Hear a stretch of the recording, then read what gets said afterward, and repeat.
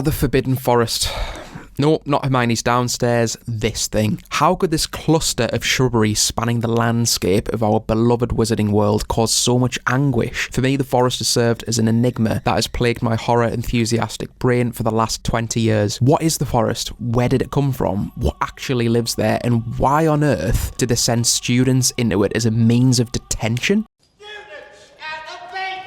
I'm going to break down some of the events that take place in the forest and why it deserves a well-earned spot on our Nightmare Fuel Hall of Fame. Buckle yourselves in for this one, Ghoul Gang. I think it's going to be spellbinding. According to several wizarding curriculums taught to the students of Hogwarts, the origins of the forest date back to somewhere between the first millennium AD and the 19th century. It's clear to see that over the decades, the forest has expanded across the landscape in both coverage and density. The shallow clearing on the edge of the Hogwarts grounds doesn't take long to give way to impassable paths that have yielded their place on the forest floor to the thick, overgrown, impassable roots of the older trees. The deeper you venture into the forest, the more difficult to navigate the terrain becomes, which quickly blocks out the sunlight and creates an atmosphere of claustrophobia and threat. A lot of the fear factor of the forest, I think, comes from the fact that the lands are so uncharted and it leaves vast areas completely open to the imagination. There's a lot of speculation around how big the forest actually is, with some saying that it's at least 1.5 miles wide, whilst other reports have the diameter down as at least 4 miles. However, one thing for certain though is it's absolutely massive, and the fact that no one really knows the complete dimensions simply increases the aura of the unknown. Voldemort spent a lot of time in the Forbidden Forest, using it as a place of retreat as he was recovering his power after the night of the assault on infant Harry. It almost sounds like a week at Centre Parks, doesn't it?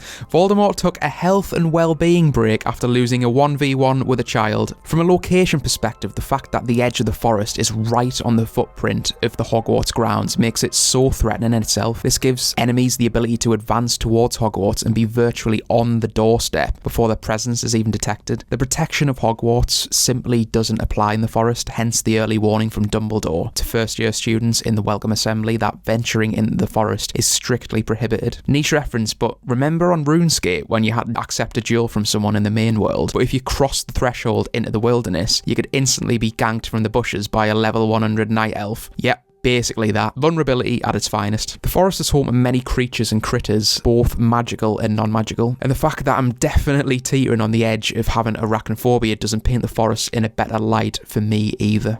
Wait, spiders? Why couldn't we follow the butterflies? And I've got Hagrid to thank for this. The forest is home to the Acromantula, the arachnid species first introduced to us in the Chamber of Secrets. Although it's thought that the Acromantula don't originate from the forest and were artificially added to it by Hagrid. This is revealed to us during a flashback where Hagrid is seen to help his good friend Aragog escape from Hogwarts after he's accused of being the monster that's hidden in the Chamber of Secrets. Hagrid later provides Aragog with a female friend called Mosag to help pass the time, and well, it results in this. Nope. Bad Aragog. He didn't use protection and he's completely messed up the Dark Forest now. Apparently Mosag became the wife of Aragog as well. It's always a little bit random when human rituals are mixed with creatures, isn't it? Did he get down on 8 knees to pop the question? Or I bet they had a lovely webbing.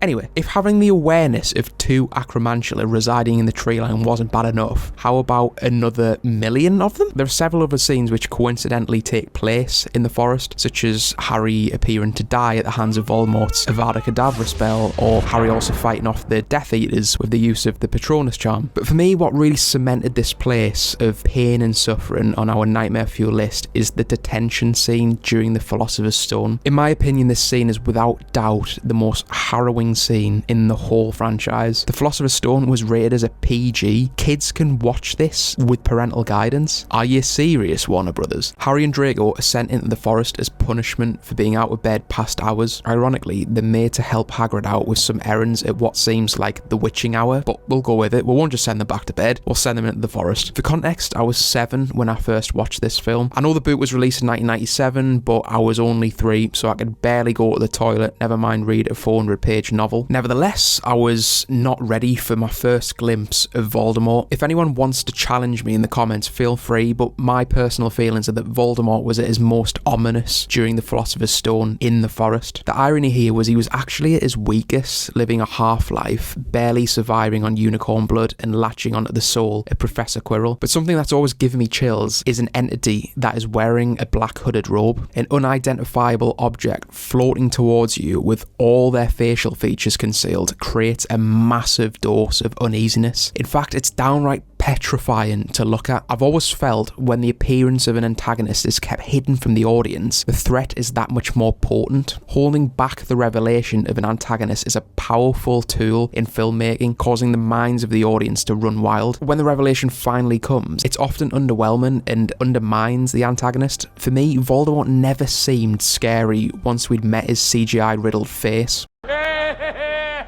In the later installments of the series, Voldemort was merely a villain. I never got the same feeling once I knew what he looked like and heard him speak. I was more encapsulated by the Death Eaters because they took on the appearance that Voldemort once had in the Philosopher's Stone in the forest. As humans, we fear that which we do not understand. We're unsettled more at the thought of something that is notoriously dangerous than when we see it in its entirety. In the Philosopher's Stone, no one knew what Voldemort was capable of, and the hooded appearance provided was a fantastic metaphorical veil. For me, this scene depicts Voldemort as someone to fear, and the Forbidden Forest forms a perfect backdrop for the Dark Lord. He appears to be right at home, hunched over the tree roots, gorging on unicorn blood before sniffing out the presence of Harry. Once aware of Harry's presence, he glides along the floor, hovering towards him before settling on the ground. It reminds me almost of the Gentleman from Buffy the Vampire Slayer, which Connor has covered in another video. Harry stumbles backwards and presses himself against the roots, almost as if the forest is working in collaboration with Voldemort and holding him in place. We see Voldemort at full stretch at this point as he closes in on Harry. This scene is absolutely horrifying for a younger viewer and still resurfaces feelings I had as a child when I watch it again. This is why the Forbidden Forest is nightmare fuel. It's a place where this thing feels at home. And if you Google Forbidden Forest, Cheshire, a place in England, are running a Forbidden Forest experience.